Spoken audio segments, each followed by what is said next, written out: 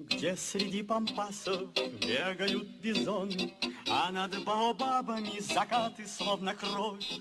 Жил пират угрюмый в дебрях Амазонки, жил пират, не верящий в любовь.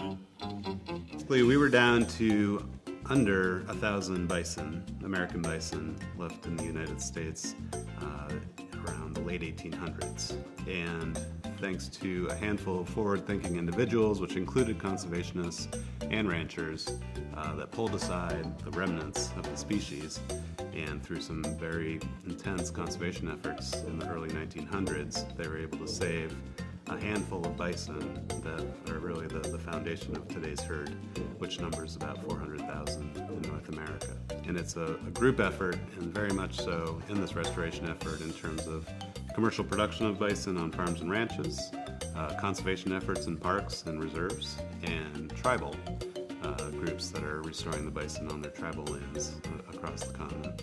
Back as early as the 1940s, there were somewhere around 150 European bison left in the world.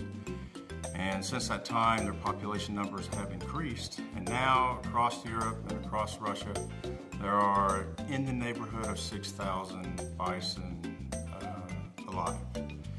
And we realized this week that European bison are going through a very similar population bottleneck that North American bison went through approximately 100 years ago.